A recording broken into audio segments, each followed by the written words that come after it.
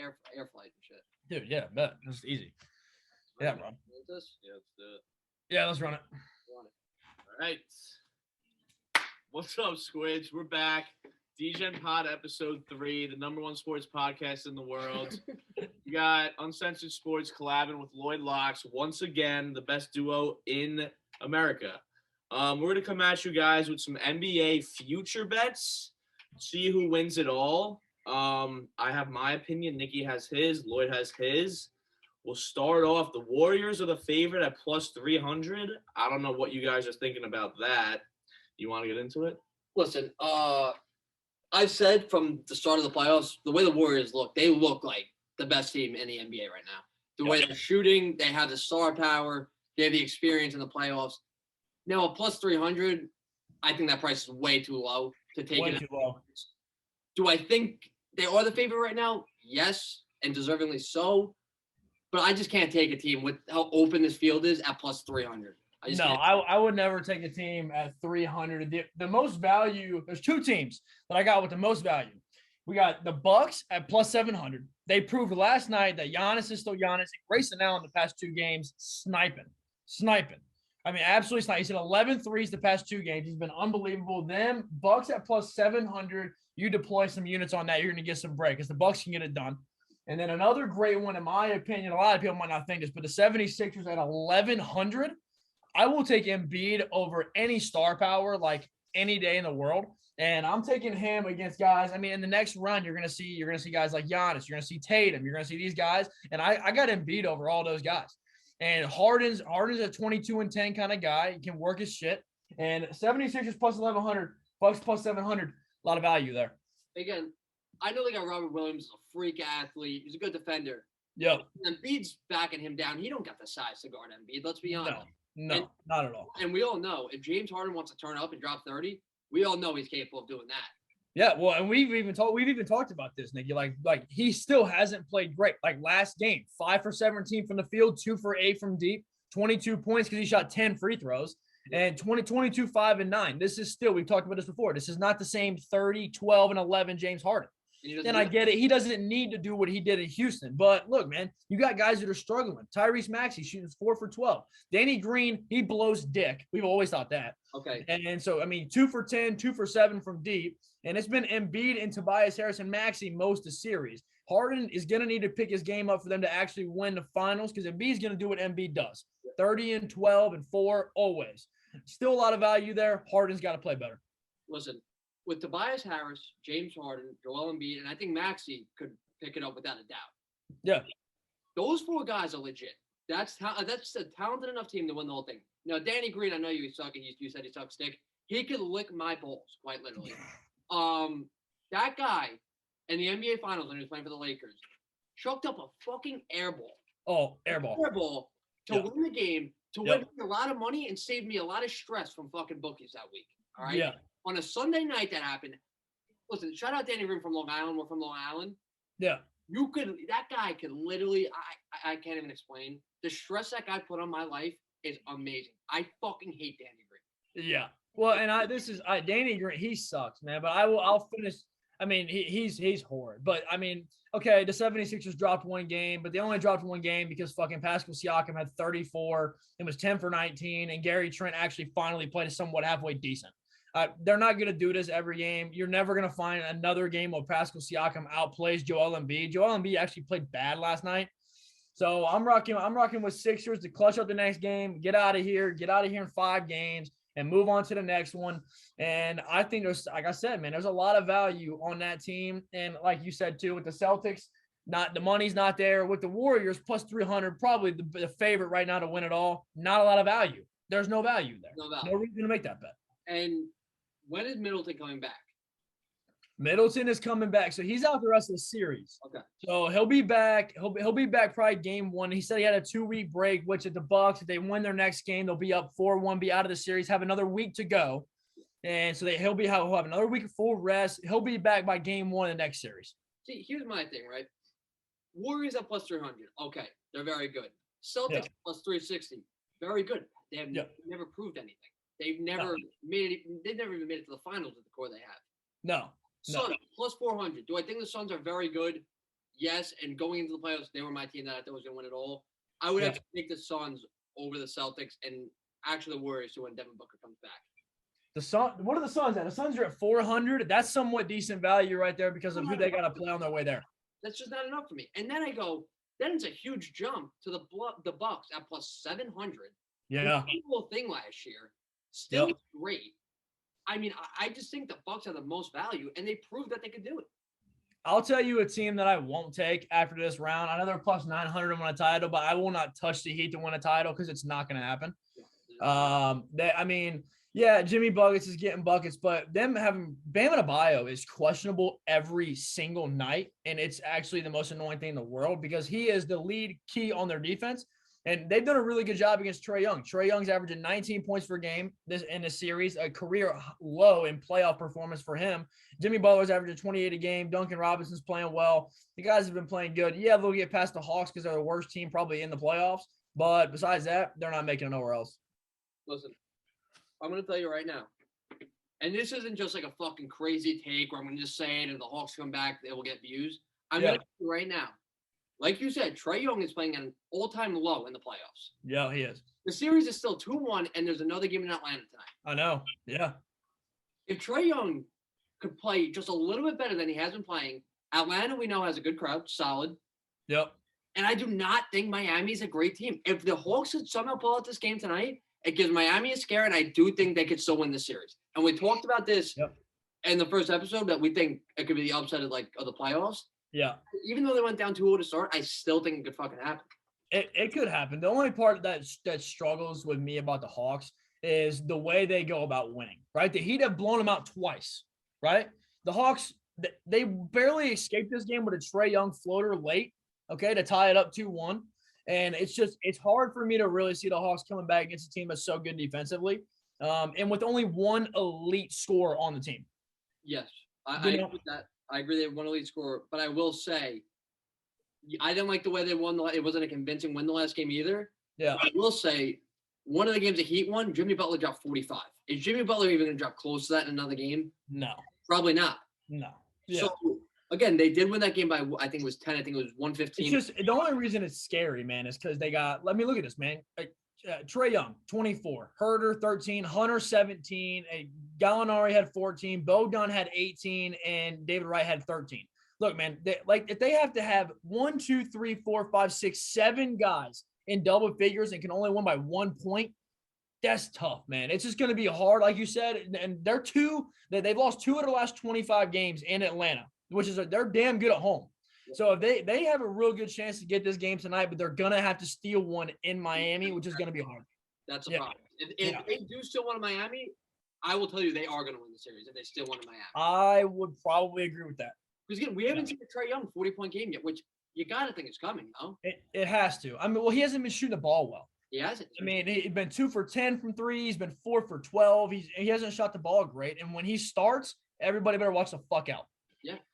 I completely agree. Again, if Trae Young decides all of a sudden he's going to start dropping 30 and 10, this series could easily flip right around.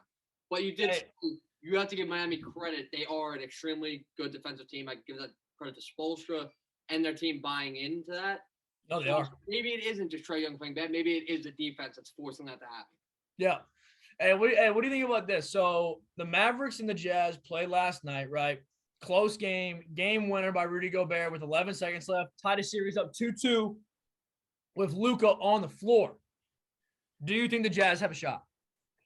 To beat the Mavericks? Yep. 100%. Do I think either of those teams has a chance to win the next round?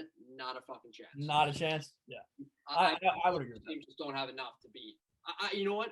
I think they matched up perfectly because I think not the two worst. The two of the worst teams. They are. That I don't think could make a run at it. Yeah.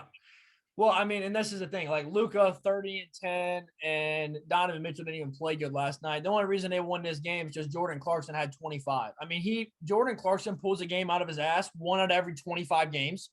So he's not doing that shit every time. Gobert finally played well, 17 and 15 on that, and the dude shot 18 free throws. I mean, so yeah. Listen, I said in the last episode, I said the rebounding I think is the biggest part in that series because the game that Gobert had 17 rebounds. Yep. Won. They gave me an 8. They lost. Gave me a 15. They won. Yep. No, you said that last time. You're right. Yeah, you were 100% right about that. Maxi Kleber, I know he fell out at the end of the game, but yeah, he could rebound with Rudy Gobert. Yeah. So who would you pick in that series right now? I want to go Utah. You go Utah? I would go Dallas. I think that's probably the first one we're going to disagree on. Huh? I'm not. It's not a fully confident. I love Utah in the series. It's a number one. I'm not a big Luka guy. That's number one. A little biased there.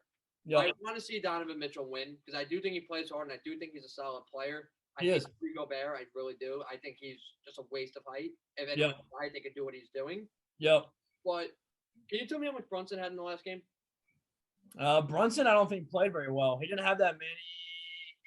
He had 23, 5, and 3, but he shot 7 for 19 from the field.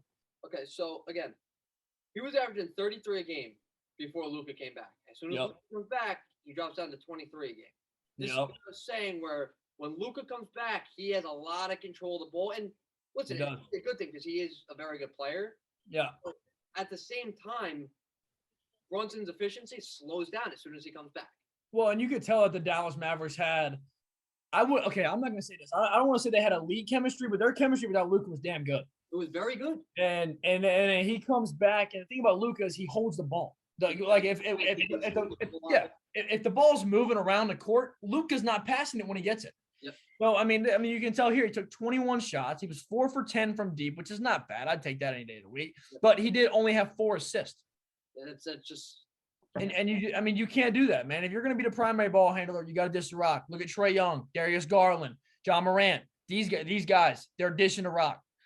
And this is what makes the Warriors so good and what makes Steph Curry so good is that, yeah, he can take you off the dribble and fucking take you for 35. But when he passes the ball, he's running off screens. He's working through the offense. The offense isn't just through him, which makes the Warriors so good. And this is why when Luka has the ball, when he passes the ball, what does he do? He stands at the top of the key. Oh, he stands like a bitch.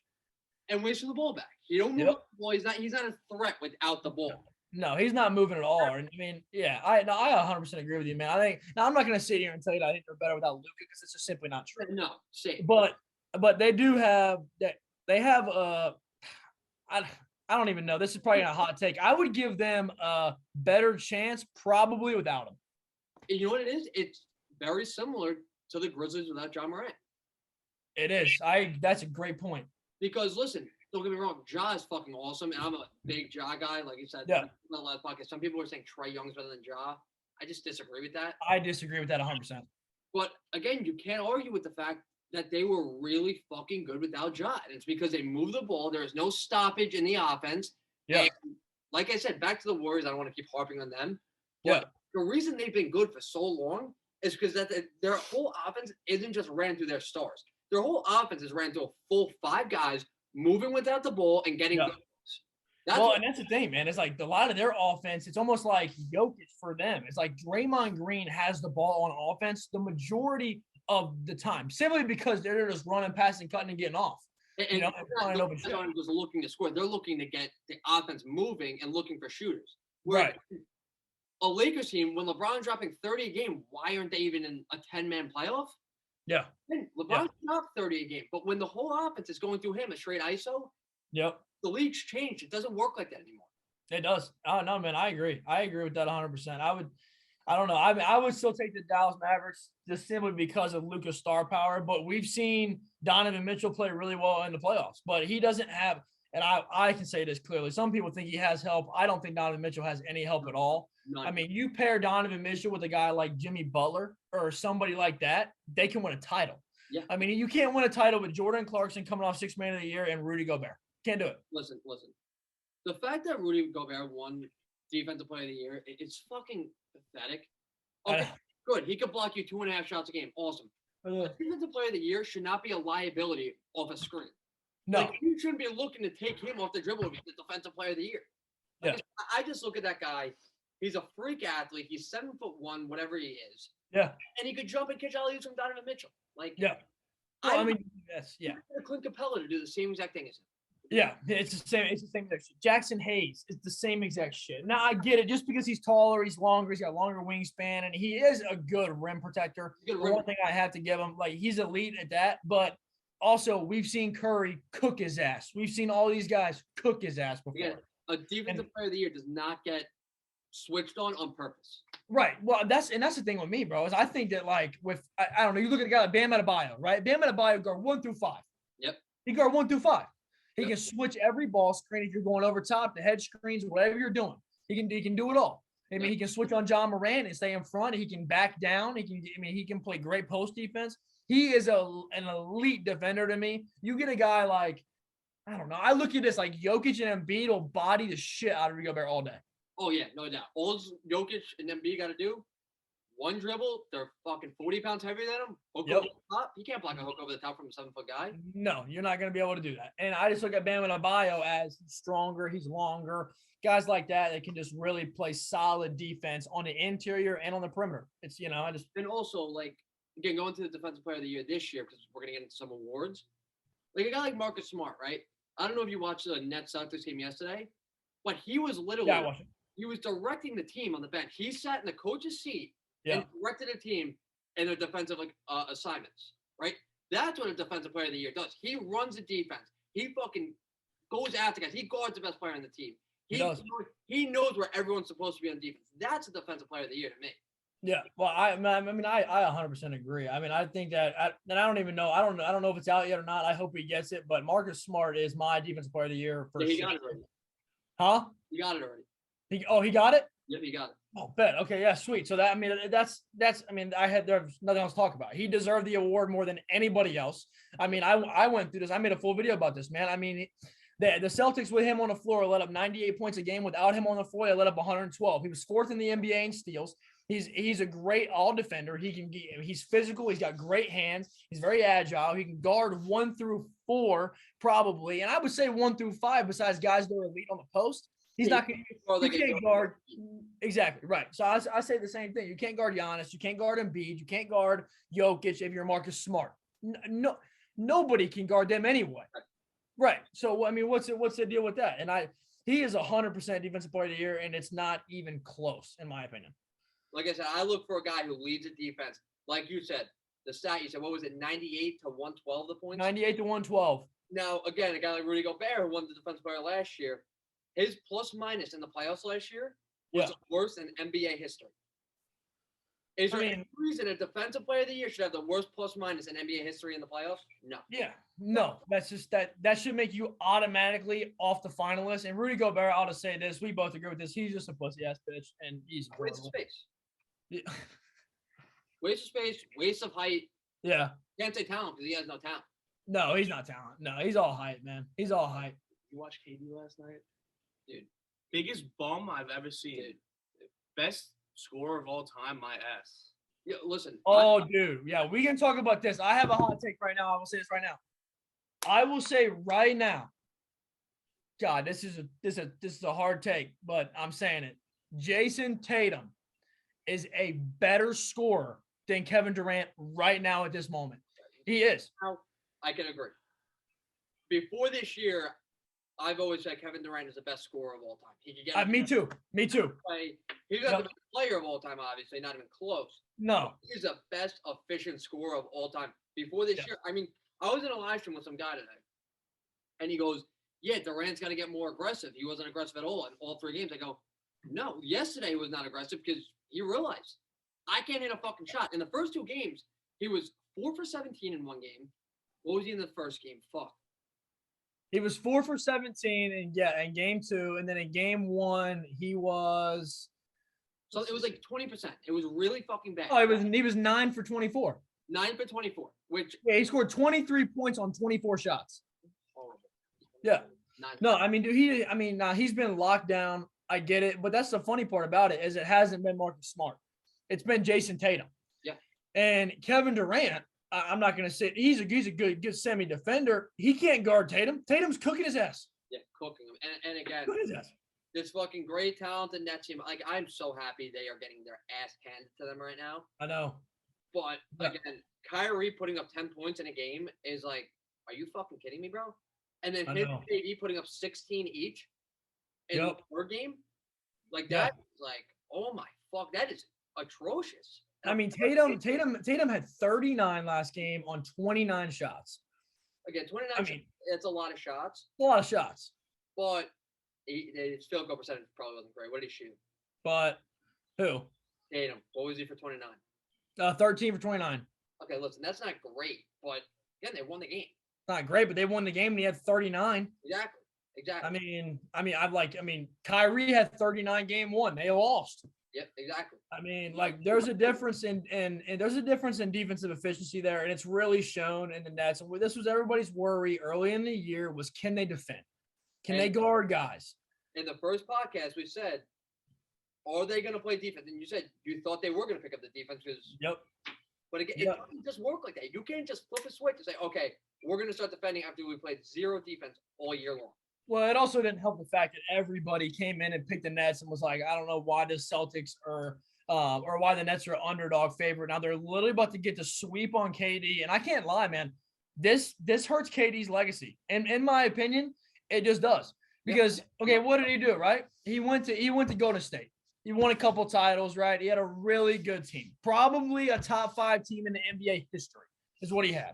He leaves that team, okay? And he couldn't win one in OKC. It was very obvious back in the day. Now he was young, I get it, but he was still elite. Yeah. He couldn't get it done. I mean, you're up 3-1 against the Warriors, 2016, coming back, or what was that year? 2014, I think it was, and you lose. I mean, you can't do that, man. With James Harden, Westbrook on your team, so you go to Golden State, you get your titles, and then you leave, and you're like, fuck it, let's go to Brooklyn. Me and Kyrie and James Harden will run it up. Don't work out with James Harden. He leaves and books to Philly, and then it's you and Kyrie, and you can't win a playoff game? Listen, you can't win one playoff game. I thought his legacy was ruined as soon as he went to Golden State. Like, really? Yeah. It's like, you know what? But it's hard because he still had success, you know? Yeah, you know what? If you want to go join them, okay, you don't join a team after you fucking blow a 3-1 lead. You cannot do that, bro. As a star player, you should be working to Golden State. You should be working your ass off to try and beat that team the next year, but you should be pissed off that you blew a 3-1 lead. Then you go off this move. I agree. So soft. And Kyrie Irving just. Well, I mean, and you got guys like Chris Paul, man. They've been working their whole life to win a title, man. You don't think Chris Paul could have gone to Miami in 2014 and won a title with LeBron? Guess what? He could have. He could have done it. He probably would have won too. He's not that dude. I mean, and now he's fighting. He made it as far as he's been last year, and he's like, fuck it, dude. Let's run it back and try to get one more before I retire. Yep. Like, those are guys that just don't get to win titles, but you got to respect. Guys like Carmelo Anthony. Guys like, I don't know. He stayed in New York forever trying to win a title there. Yeah. And Chris Paul, guys like that, man. Damian Lillard, these guys that really, really care about really winning a real championship like Dirk did in 2011. Great, yeah. Their championship in 2011 might have been the most respected championship out of any fucking player of all time. Of all time. I agree with that. LeBron, Dwayne Wade, and Chris Bosh. I know it was their first year, but you're still beating that team. And listen. Dude, listen to this, bro. He ran through KD, Kobe, and LeBron in the same playoff and beat them all. With who? Jason Terry, an extremely old Jason Kidd. Yep. Tyson Chandler, who's literally Rudy Gobert. And not even as good. Not even as good. Yeah. And, I mean, Sean Marion, who shoots like a fucking sped. Like, come on. Yeah. That is a fucking well-respected title. I know. It's so true, man. That title run by Dirk it's a top title run ever. Yeah. And I'm not gonna lie, I would put Giannis's title run last year up there too, just because it was so good. But yeah, man, I don't know. So the only series we haven't touched on yet, bro, is the Grizzlies, Timberwolves. Obviously, last night I had the Grizz minus the 2.5, choked it away. Thought I was gonna be able to cover late in the game. Don't get it done. And the difference in this series is exactly what we talked about before. It's Karl Anthony Towns. What did he do last night? He had 33 and 17. Like, if you put up 33 and 17, 33 and 14 on 8 of 17 shooting, and he shot 17 free throws and made 15 of them, was 3 for 5 from deep. When he's playing like that, this team can beat anybody. Yeah, we said now, in game 2 and game 3, when he lets a shitter go, shoots 4 shots and has 8 points, you're not going to win a game. Yeah. Well, yeah, we said it. If Cat is going to drop 30 a game, not only can they win this series, they could win the next series. I agree. If he's going to do his normal thing where he drops 30 and then drops 16 the next game off 8 shot attempts, Yep. they got no shot. The hard part about them is the inconsistency of D'Angelo Russell. He had a very, very big game. He had a very, very big game 2, and he played okay in game 3. Came out last night, 3 for 12 shooting, 2 for 6 from D with 10 points. And Anthony Edwards is always going to have 24, 25 a game, right? And he only shoots a couple shots. He only shot 14 shots last night. Yep. And he shot the ball well from deep, 4 of 8. So you got 24 from him and 33 from Cat. Yeah, honestly, I feel like Ant's been the only guy who's been consistent for the T-Wolves all series long. Yeah, I agree. 24 is his lowest performance, right? Yeah.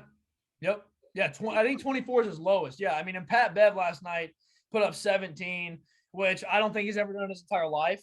So I'd be shocked if he ever did that again. Yeah, I mean, it's hard to say. Pat Bev goes 4 for 6 from 3. He shoots like a squid. I don't know what to tell you. Like that's not gonna happen.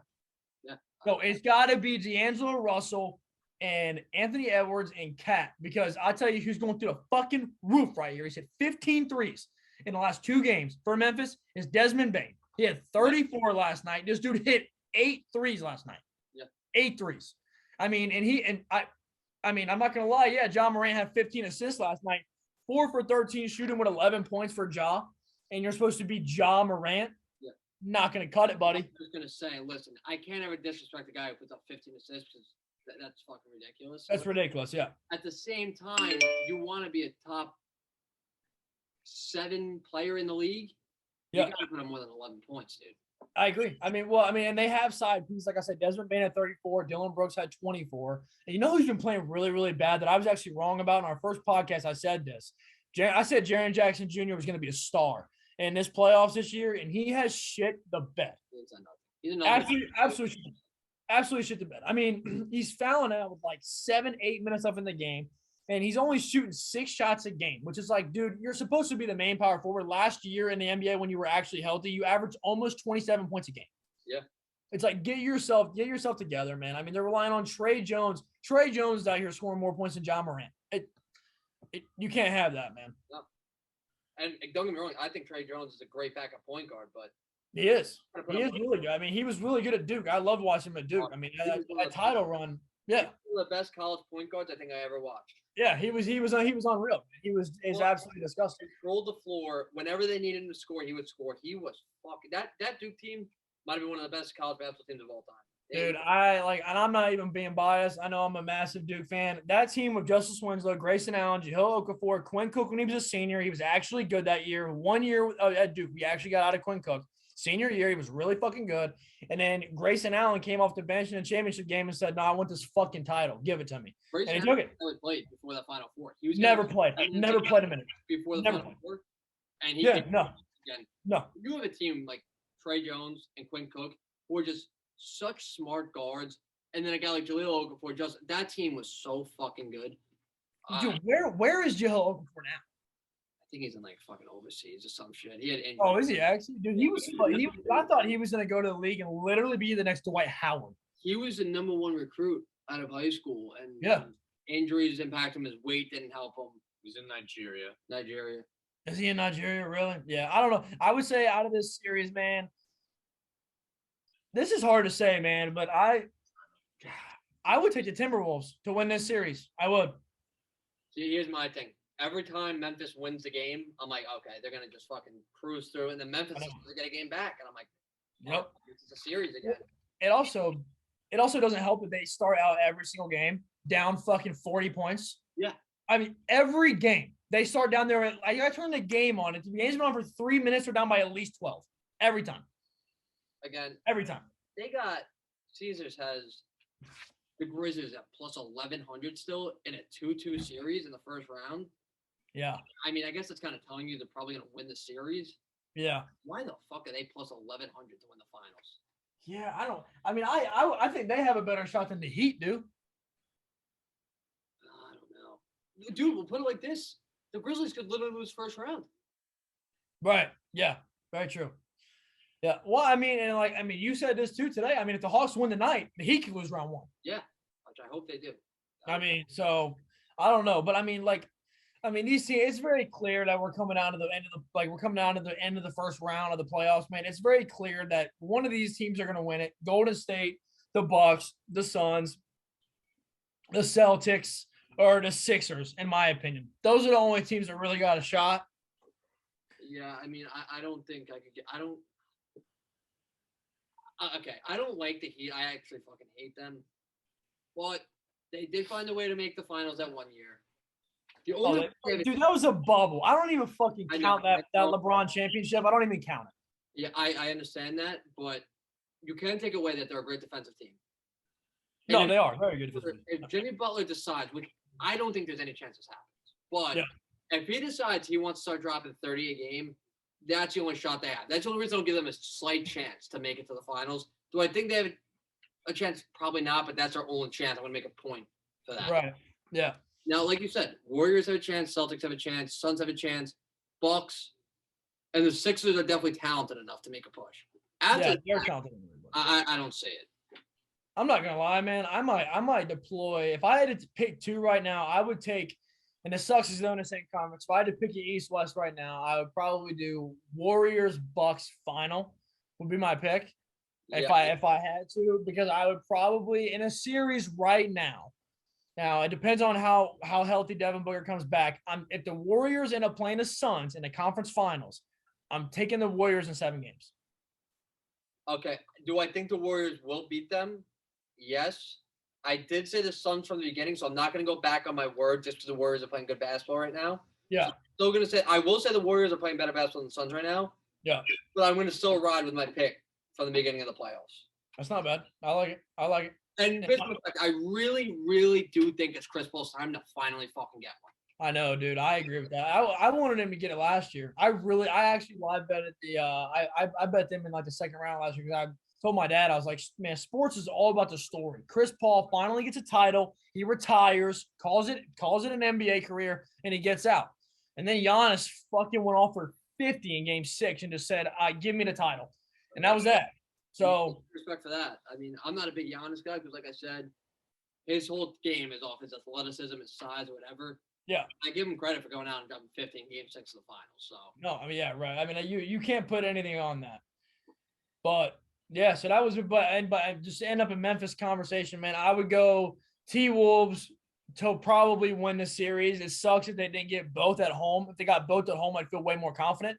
Yeah. But it just kind of depends. Now they're going back to the Grizzlies for game 3, and the Grizzlies are probably going to win that game. Yep. And the T-Wolves will probably have to go 2 in a row, which they might be able to. It'll be tough, but we'll see. Can Cat put up a 40-point performance on the road? He sucked. He sucked on the road. If he could put up a 40-point performance on the road, I think they could get it done. And if he doesn't, I don't think there's a way they could get it on the road. And also, Ant hasn't had a 40-point game yet either. He had what? I think he had like fucking 38 in one game. Did he have 38 or 37? Yeah. It wasn't a game. It was game 1, wasn't it? Oh, it might have been on the road. Yeah. Yeah, I think it was on the road. I think it was game 1 because they snagged game 1. Yep. Yeah, it was. Again, if one of those guys could put up that type of game, then yeah, they can get one on the road. Yeah, I agree. I agree for sure. Yeah. No shot. All right. You want to close it up with the fucking awards? Yeah, let's do the awards. Yeah. Cool. Yeah, let's do it. All right. So I guess we'll start with the MVP. The obvious candidates: Giannis, Embiid, Jokic. I would go Embiid. I think you guys might agree. I don't. You don't? I'm gonna go Jokic. Yeah. Yeah. I would go Embiid. Yeah, I'd go Embiid. So I have a point for both sides here, actually. Yeah. My point for Jokic is that number one, he has 0 around. No. And we've seen that. Nope. Number 2, they run the whole entire team through him. The way he impacts the game in so many ways, passing, scoring, rebounding, the way he runs that team, the whole team just ran through. He gets a rebound, chucks it down the court. The way the team is ran through him is just like, that's an MVP to me. Yeah. But for the Embiid side, I can't even say because I think Jokic in the post is very good. But I look at Embiid, I think he is a little bit more dominant than Jokic. Yeah, I agree. He could give you 35 a little bit easier than Jokic should give you 35. Where, again, Jokic could give you 10 assists and 15 rebounds a little easier than Embiid does. Right. I agree. Now, this is a reason I think Jokic should get it over Embiid is that, don't get me wrong, Embiid, I think, is more dominant than Jokic. But at the same time, if he does need to give the ball up to someone, he can. Right? He didn't do it alone. So I'm not really taking a full side here. If I were to, it would be Jokic. But I think both guys, if either one wins it, I'm not angry about either side. Well, that's where you can't. It's the hard part about MVP is you can't. I'll say for this year, you can't look at stats for this year because they're all the fucking same. They all average 30, 11, and Jokic averages way more assists than both the other guys. You average about 2 more rebounds and about 3 more assists. Right. So I mean, you can't really look at the stats. My point with Embiid is Jokic, did he do it by himself? Yes, he did. Did he do it all year? Yes, he did. Joel Embiid did not. Joel Embiid for the first 40 games of the year did it by himself. Yeah. He had no Ben Simmons. Yeah. Now, they have to deal with – they also weren't as good. Right. Before Harden got there. And that's why Jokic – the Nuggets have been pretty consistent all year, that 4, 5, 6 area. Yeah. And he's kept them very steady through the whole year. Well, that's a great point because I mean, Joel Embiid he didn't do the same thing, but he kept it in him enough, and he won enough games to sneak in, and be a 4 or 5 seed in the East and be able to get out. And then obviously add in James Harden at the end of the year, having a link with the chemistry and consistently being able to drop 35, 36 a game. I mean, Joel Embiid had games this year he went for 50 plus. I mean, and so did Jokic. I'm like you said, there's arguments on both sides. In my opinion, Philadelphia right now is a better team. So that's why I would have to go. And they're a better team for reasons. They got James Harden. They got other guys. I get that. But Joel Embiid is the main part of that team. You take Jokic off the Nuggets, they are the worst team probably in the NBA. This is what gave me my final decision where, like I said, my decision is literally 51% one side, 49% one side. Right. 1% that decided it for me is that if you take Embiid off the Sixers and it's just James Harden, Tobias Harris, and Maxey, yeah, you make the playoffs, you can't say they don't. They make the play-in at least. The play-in at least. Where if you take Jokic off the Nuggets, they are most definitely a top 3 worst team in the league. Man, I would say I'm not gonna say they'd be the worst. There's some bad fucking teams in the NBA. Say they'd be the worst. But, yeah, but I mean, I the Kings are fucking god awful, and I mean, yeah, there's so many bad teams. But you can't argue with the fact that there's no player in the NBA that does more for his team than Jokic. You can't argue that. You just can't. I mean, my pick's Embiid, and I still can't argue that. You can't. Yep. And again, this was always my argument with the MVP discussion.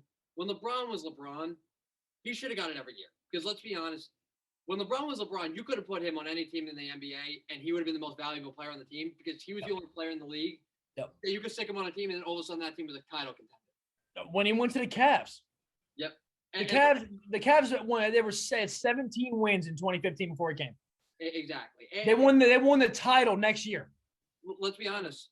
Giannis is the most valuable player in the NBA right now because he's that guy that you could stick on any team and they're a title contender all of a sudden. Yeah. I don't think you could stick Jokic and Embiid on any team and they're an automatic title contender. No. Yeah, I agree with that. But that's a hard thing about Giannis, man, is Giannis has a lot of help. He does. I feel like just because of chemistry-wise, he's got the better coach. Mike Budenholzer's a better coach than I don't know. And you look at the way James Harden's he's an old fat fuck now, and he can't do much. And he's fucking. He runs around eating burgers and chicken fries and fucking throwing up threes and throwing alley-oop passes. If this was the same James Harden as I pointed out earlier in the show, and my pick for MVP wouldn't even be close. It would be Jokic all the way. But there's still a lot that Embiid has to do on the floor with James Harden on it. Yeah. Because James Harden's so fucking lazy. This is why I hate the MVP award in the NBA. Because I would say Orlando's probably the worst team in the NBA, right? So if you stick Jokic, Embiid, and Giannis on that team, who's going to make them the closest thing to a title contender?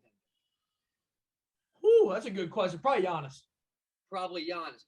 Do I think Giannis deserves the MVP this year? No, I definitely don't. Yeah. It's back to the discussion where LeBron, where you stick him on any team, all of a sudden that team's LeBron was a different story. Listen, Giannis doesn't compare to LeBron in his prime. No, he doesn't. Yeah. But I think Giannis is the closest thing to that right now. Yeah, I would agree with that. I would agree with that for sure. Bottom line, my pick for MVP is I really feel bad for Joel Embiid because he had to deal with Ben Simmons for the first 4 months of the season. And like anybody that has to deal with that piece of shit who doesn't want to play basketball gets paid $20 million a year to not play basketball. He's already been ruled out for game 4. And Reggie Miller just pieced his ass apart on Twitter because he fucking deserved it. The guy has no competitive nature. He doesn't want to play. Your team is down 3-0 and you're fully healthy, a top 5 defender in the NBA. And you don't want to play? You don't want to play. My little rant here, and I'm not going to just tell this guy he sucks balls. I'll give you a clear-cut little rant for you. Number one, buddy, you have mental health problems, all right? You got to see a therapist, not even being a dick. Like I said, I'm not going to go on a rant until you got to suck my dick because I really should, but I'm not going to. I'm going to try to help you out of here. See a therapist and get your fucking shit together, all right? I agree. Literally, I've never seen a guy catch a ball. He's got shit stains in the back of his pants because he don't want to shoot the ball. It's pathetic. The layup he passed up in the Atlanta series last year. Yeah. The guy's got problems. He doesn't want to be the guy to miss that shot. And if you want to be a star, you have to be willing. Dude, he's too fucking worried about Kendall Jenner, fucking Devin Booker, dude. Yeah, I mean, listen, Devin Booker's in his fucking head right now. He's in the back of his head. And Devin Booker, I wish I would play the Nets because I think Devin Booker would drop 60 on that pussy. But back to Simmons. And then go home and fuck his girl. Literally, yeah. He'll send him a fucking little sex tape on 2 a.m. But number one, you have mental health problems, all right? You got to see a therapist. You got to get your shit together. Number two, you're just a pussy, dude. You can't. If you want to be a so-called star and your team's down 3-0, I think it's time to come back, pal. I think it's time. Well, and that's the thing is it's not even about scoring. Right, the Nets, they've lacked scoring. Ben Simmons is not an elite scorer. No, he's not. He's an elite defender. What do the Brooklyn Nets need so bad right now?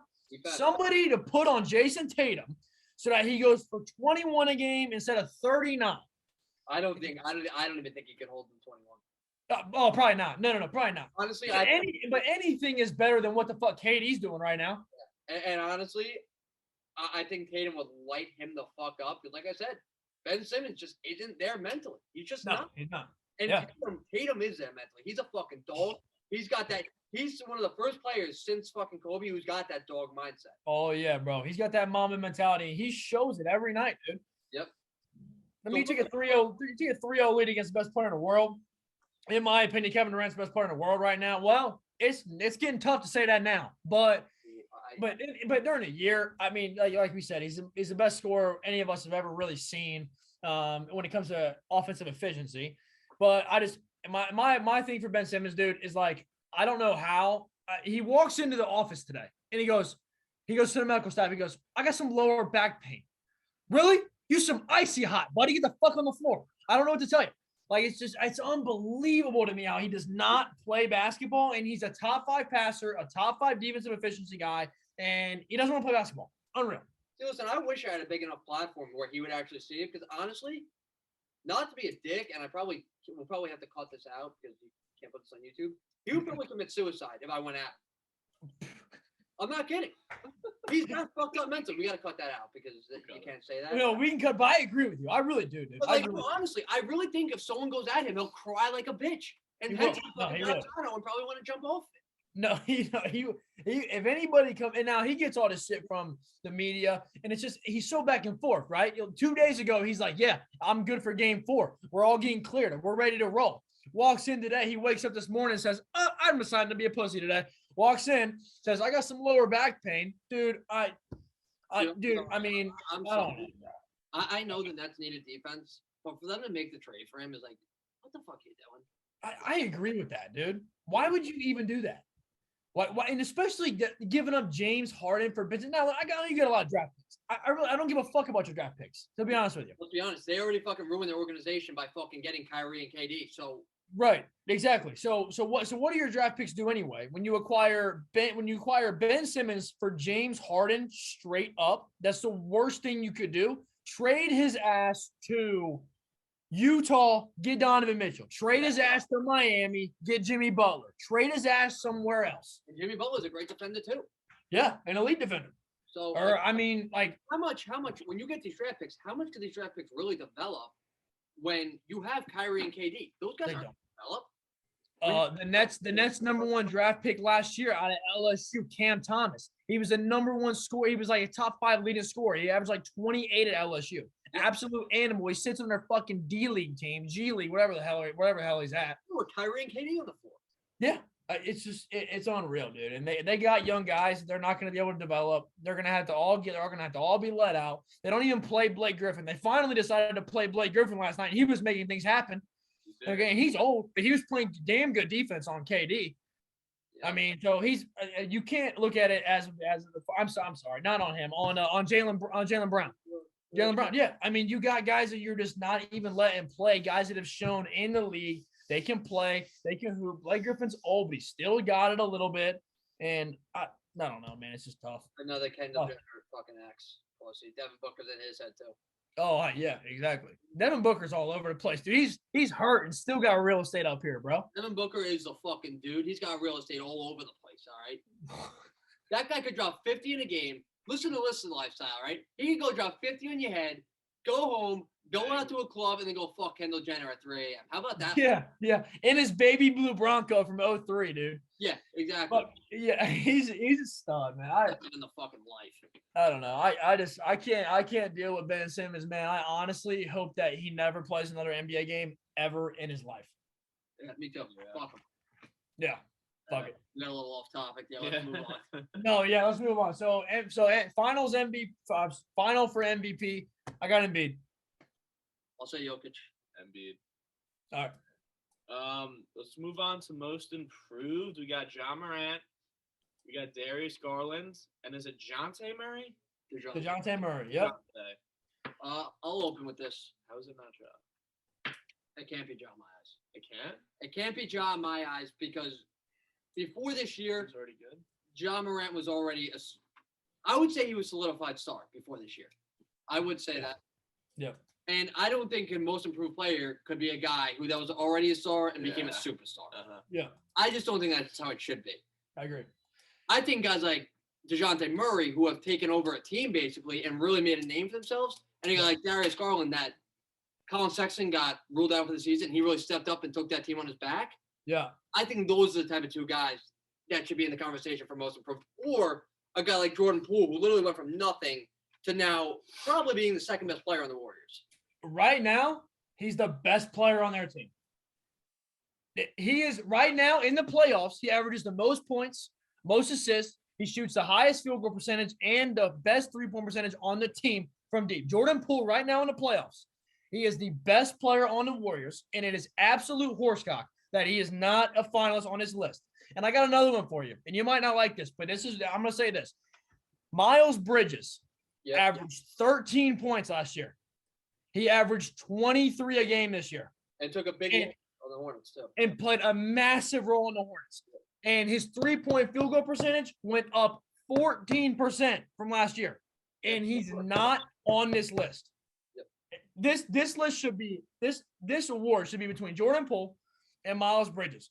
And instead, we have to give it to John Morant because he averaged 19 last year, where really, he got hurt at the beginning last year. And then finally, when he started actually playing, he dropped 30 a game. So we're seeing the same Ja we saw last year. The stats just show that he improved 9 points per game. Yeah, I agree that Poole and Bridges should be on the list. I do still think the winner should be DeJounte Murray based on the fact that he went from a strictly defensive lockdown type of guy to a guy that really solidified himself as the best player on that team. And he does do a lot. He dropped, I think it was like 22 a game. He has about 22 a game. Yep. 6 assists, 5 rebounds. I mean, that's a guy that really made a jump to me. Yeah. On a San Antonio team that was really looking for a guy to be able to do that. And I think he did. Right. A guy like Jordan Poole, don't get me wrong, dude, he's fucking ridiculous. Do I think he's better than DeJounte Murray? He's able to prove it because he's on the Warriors and he's in the playoffs now. So he's put on a bigger platform to be able to show that. Yeah. But he has turned himself into a clear nobody into probably an all-star next year. Like for sure. I think that for sure. Now out of the three, I think there's two candidates that deserve it, and the award, in my opinion, is. I'll say this. In my opinion, I think it goes to Darius Garland because of what he did this year with Colin Sexton going out. They added Evan Mobley. Okay, you got a young core of guys, Jared Allen, everybody like Lauri Markkanen. You have your whole team is under the age of 25. Yep. And you found a way to make a playing game because of how good he played. Yep. And in Evan Mobley, obviously 15, 8, and 4 game, very, very solid. And Jared Allen as a rim protector, I get it. Colin Sexton goes out last year. He's averaging 28 a game. Darius Garland's got to step up. What's he do? He steps the fuck up. Yep. I mean, he ran foot for foot with Trae Young in that game. And for the majority of the game, he was winning the game. Yep. So, I mean, it's just, to me, the award goes to Darius Garland. Now, it's probably, like you said, it's probably 55 Garland and 45 for DeJounte Murray. Yep. But the award, the NBA, they're going to give the award to John Moran. Yeah, because it's the name. Yeah. It's the name. Yeah, it's John Moran. I could go either side. DeJounte or Darius Garland. I think they both did about the same for their teams. Yeah. They really stepped up in a tough spot and made their teams into a playing game. Yeah. No, I like 100%. DeJounte Murray, man, like you said, he's a both ends of the floor kind of guy. Yep. And now he's not Marcus Smart, but he's damn good defender, man. Yep. And he makes plays. He averaged 2 steals a game this year. I mean, he was very, very good on both sides of the ball. And then you ever like Jordan Poole, in my opinion, like he gets tough buckets. DeJounte Murray's like that too. DeJounte Murray gets tough buckets, bro. And here's the other thing. I know people see the threes that Jordan Poole's hit, the way he's scoring. The side that I saw from him so far in the playoffs, dude, that motherfucker can fucking get to the crib, dish, make passes. Like, that's a side that basketball players and guys that really know basketball see, where the guys that really don't know and just look at the stat lines and see the threes he makes don't see. Dude, the improvements Jordan Poole has made that he's not on this list is like, what is the NBA looking at? Dude, I'll say this. Jordan Poole, not only is he splashing at the pool, but he's fucking dishing out wieners and dogs, bro, at the pool as well. I mean, he's doing behind the back. He's doing fucking anything he can. He gets to the rack. He's an absolute stud. And I don't know, man. This award 100% to me belongs to Jordan Poole. And I just think the NBA is they did a very, very bad job of this finalist list, and it was very, very bad. Jordan Poole deserves the award. It's not even close, in my opinion, because he made the Warriors that much better. He did. I really agree. The only problem with what you just said is that you made Special K fucking his mouth's fucking watering now for a hot. Need a little glizzy, baby. Need a glizzy. You know what I'm saying? But I don't know, dude. He's dishing. He's fucking boarding. He shot 94% from the free throw line this year, led the NBA. I mean, I told you this before. I made a bet with my brother who would play better, Jordan Poole or Klay Thompson in the playoffs. I took Jordan Poole, and Jordan Poole is the man right now for the Warriors. And you know what I will say? And this isn't like, this should be more of an MVP type of talk, not most improved type of talk. But Jordan Poole, without Jordan Poole, the Warriors aren't a finals contender. No. With Jordan Poole, they now are a finals contender. And I understand that the Warriors have more than the Cavs and the Spurs, but you should be able to take that into account that, okay, he is on this type of team and he's still putting up these numbers and he's putting them into a title contender. But he also, and we could bring this up about Jordan Poole too, for a reason of why he maybe shouldn't win the award compared to DeJounte Murray and guys like Darius Garland. Jordan Poole, yes, he has the tightest handle ever. He can get by anybody. He can go to the rack. He's got an all-around game. Absolute swag, does it all, right? He also gets a lot of open shots because of the people that are on his team. Yeah. DeJounte Murray is on lockdown every second of every game that he plays in. Now, Darius Garland, and he's elite enough to get buckets, and so is Darius Garland. Well, that's why I would never – I have a problem that Jordan Poole is not in the race. That's a problem I have.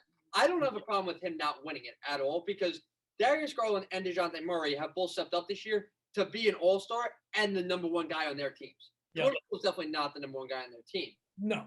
Is he playing like it right now? Yes, I still would say – I know you said that he's playing better than Curry right now. Curry is on a minute restriction. Curry will never not be the number one in Golden State. Never. But like you said, it does help Jordan Poole that the number one defender is on Steph Curry and the number two is sometimes on Klay Thompson, which helps. Don't get me wrong, but you cannot take away what he's doing as the third option. No, you can't, man. I mean, nearly putting up 30 a game, dude. I mean, game one, Steph came in on minute restriction, played bad, 16 points, was, I think he was 6 for 27 from the field, and he didn't even play a lot of minutes. He played 24 minutes in that game. Yep. And just came in and got up as many shots as he could, and Jordan Poole saved their ass, came out with 32 points, and they got out of that bitch with a win. Yep. He is very proven, and next year he will be an all-star caliber player for sure. My final for most improved player, it goes to Darius Garland, in my opinion. That's what he gets. Cool. Yeah, just to close this off, the only thing that pisses me off about this is that Jordan Poole's not in the conversation and that Ja is. That's the only thing that pisses me off. Yeah. My winner, so we fucking diversify it. I'll take fucking DeJounte Murray because you took Garland. So we'll have two different sides on it. Yep. If either of those guys win it, not a problem to me. Not a problem. Is a problem. Yeah, I agree. And like you said, the NBA's going to give it to Ja because it's fucking Ja Murray. Yeah, because it's a name. Yeah. There's no one thing, and we'll close it off right after this. No, you're good. Is that there's no reason that Ja is in the top 5 for the MVP race and is in the most improved race. Yeah. I know. Yeah. That doesn't happen.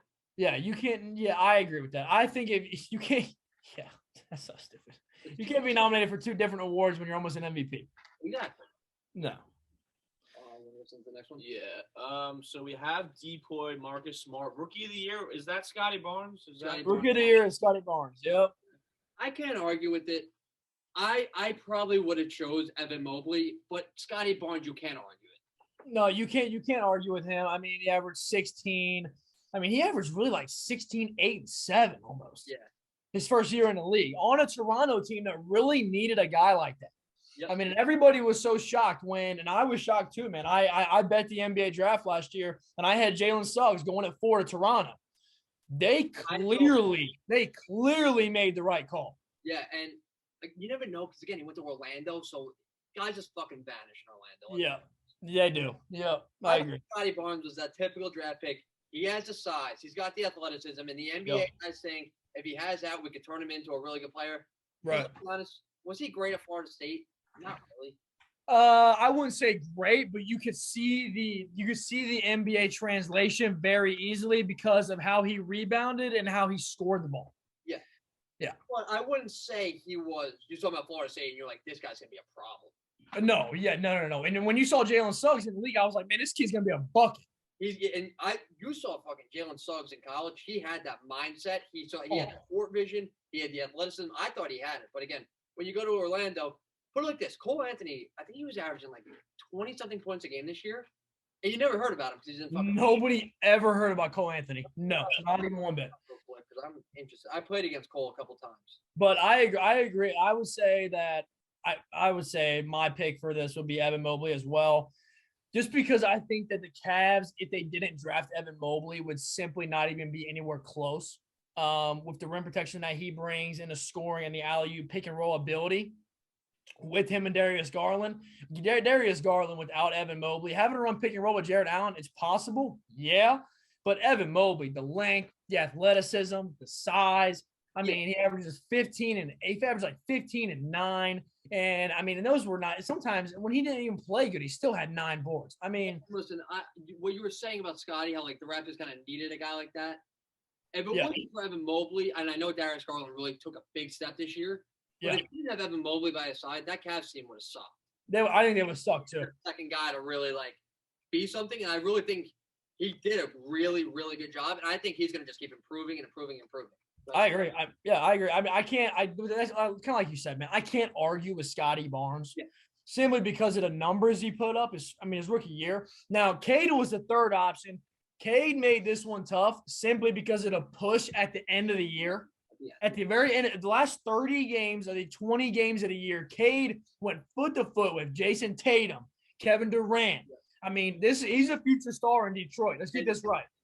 So, like, I know we talked about this on the first episode. I said me and my buddies did like a little NBA thing for like a couple weeks. Yeah. We had a big discussion. This is when Jalen Green was really good at the beginning of the year. Yeah. And they both said Jalen Green. I said Cade because, again, Jalen Green was a little bit more NBA ready than Cade. Cade had to get used to that speed in the NBA. Yeah. Or so, like, he had the skills. He had the fucking ball handling, the fucking court vision. to be really good. He just had to get used to the speed. And I think we saw that at the end of the year. He had that speed. Because when I watched Cade in college, that year he was in college, he was the most dominant player in college basketball. Yeah, he was. A guy taking over games at the end. He went on that little run where I was like, dude, this is the type of guy that can take that Oklahoma State team Yeah. to the Final Four. Fucking to the Final Four. Yeah. No, I agree. What he was doing at end of games. And I take that, again, me and you both played basketball. We know what it takes to really be that guy. And it's not always the talent. It's not always a stat line. No, it's not. Guy that at the end of the game, you want him to go be able to go get a bucket, and he was that guy. Yeah. And that's why I said if he catches up to the speed, he could be a problem in the NBA. He could. I mean, and I completely agree. I think that he's got a bright future, man. Detroit fucking sucks. They're horrible. And they're not going to be anything unless they build around him. But they now have a key piece of their franchise. And I think they kind of have two now with him. And Jeremy Grant's a pretty good scorer. He's not brutal. Yes. Yeah. Say you Absolutely. broke. And don't get me wrong, I don't think Donovan Mitchell should go or Damian Lillard should go to Detroit. Yeah. If you put a guy like that on that team, I think they could be a playing type of team. They could be a playing type of team. I mean, I mean, like you said, if Dame goes there, I mean, they got Sadiq Bey. Sadiq Bey played really good at the end of the year. Yeah. I mean, they got guys that can play, man. Jeremy Grant was great at Syracuse, and he's proved in the league all the time that he's been an elite player. Yep, no doubt. So, I mean, but you have to give this award to Evan Mobley, in my opinion, but I can't sit here and argue with Scotty Barnes. Same. I think Evan Mobley deserves it, no doubt. You know what? It can't because he had better stats. And I feel like the Rookie of the Year is the only thing that you can really base off stats. It is. But I do think Evan Mobley was a little bit more important to his team than. I agree for sure. We got one more award left, Kev? Yeah, we got two actually. We're gonna go sixth player of the year. Tyler Hero, Cam Johnson. I don't know who the other candidate was. The other candidate is Kevin Love. Okay, Kevin Love. X. So he can actually piss off. This award is, we can make this probably 30 seconds. This award is not even close. This award goes to Tyler Hero. He averaged 22 a game this year off the bench for Miami. Made a significant jump in from last year. Rookie year, did some great things. He had a sophomore slump. He didn't play good last year at all. Yep. Came out this season, comes off the bench, averages 22 a game, establishes himself almost as the second leading scorer on this team. He had 24 last night, shooting 8 for 12 from the field, and he had 4 threes. He is a sniper, and I did not think Tyler Hero was going to be good at Kentucky or coming out, and he has proved me absolutely wrong. Yeah, and so I 100%, this award is not even close. There's nobody even close to the numbers that he put up off the bench. This award goes to Tyler Hero. Yeah, I'll make it short and sweet. Listen, I don't like Tyler Hero. I don't know why. I just don't fuck with him. I don't fuck with what he does off the court. I think this is like gangster. You're not gangster. Yeah, come on, man. You're right. Yeah. But there's no denying he's a sixth man of the year. We could end it with that. There's no argument on the other side. No, there's not. The other candidates are just shit. So Cameron Johnson, I mean, dude, you know what? Cameron Johnson, I'm not gonna say he's shit. He's a solid player, but he's not a sixth man of the year. No, not at all. He's a solid role player. That's all he is. And then what's the last one? Coach of the year? Coach of the year. This one's pretty easy to me too. Taylor Jenkins, Eric Spoelstra, Monte Williams. Yeah. I would say it's Taylor Jenkins. What he did to that Memphis team. I mean, I know he has Ja, but even without Ja, they were really good. Playing defense. Eric Spoelstra just been a known, really good coach for a long time. Yeah. He got talent on Miami. Yeah. And obviously, the Suns made the finals last year, so we're not going to give it to the guy. Well, Monty Williams also won Coach of the Year last year. Yeah. What he did with them last year, fantastic. Did anyone think last year they were going to be in the finals and probably the favorite going to the finals? No. But they proved they could do it. Do I think he should win it again? No. I think it's pretty simple. It's Taylor Jenkins. Yeah, it's pretty simple. Like I said, yeah. To be honest, this guy's parents must have hated him. His name's Taylor. What the fuck? I know. Taylor Jenkins. Dude, bro, your parents must have fucking hated him. Yeah, I know. I mean, terrible name, but a great coach. I mean, you can't take a team full of guys that are all young. Brandon Clark, John Morant, Dylan Brooks, Desmond Bain, JJJ. Yeah, I mean, you got guys that are all super young, and to get them to play the way they played this year, not only with their star, but without their star. Brandon Clark, these guys are really young, coming fresh out of college, and you got to mold them all together with no veteran. That shit's not easy, dog. The Suns, they got CP3. The Heat, they got Jimmy Butler. These are veteran players. John Morant is not no vet guy, and I mean he could be proving himself right now. I get it, but this award definitely goes to Taylor Jenkins for sure. And the way he preaches defense too, the way that Memphis played defense all year, really shows like the coach has a great defensive system. Number one, and is able to motivate guys in the NBA to play defense, which is very, very rare nowadays. Yeah. Again, I know the bubble Heat thing was fucking fluky. It's a bubble. But the reason that team made it to the finals was because Eric Spoelstra made that team a defensive fucking monster. Yep. I agree. Well, and then at the end, it just was. I mean, and we talked about Anthony Davis being a pussy, but he played really good that series, and that's the reason why they won that title. Huh? They didn't know when they can match up with AD size. No, they had nobody else. Graham's a great defender, but when he's giving up fucking 4 or 5 inches, how good of a defender can you get? Right. Yeah. So I'd go Taylor Jenkins, coach of the year for sure. Cool. All right. So we got all those. We got that. Is that everything? That's pretty much all we got. All right, let's end with this right here, brother. Who's winning the NBA Finals right now? Your opinion? This is tough. I'm sticking with my Suns. Do I think they're gonna win it? Probably not. But I said it from the beginning. I'm sticking with my Suns. Okay. I'm gonna go.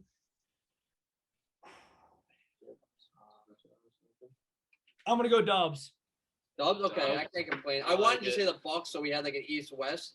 But I can't go wrong with the Warriors. Like I said, they're probably better than the Suns right now. Yeah. With the value, if I would have to take a team on the value side right now, it would be the Bucks. That's what I'll say. Yeah, and mine would be the Sixers. Cool. Yep, cool. For sure. Number one podcast in the world. Noel, leave it. If you see this, I love you. No.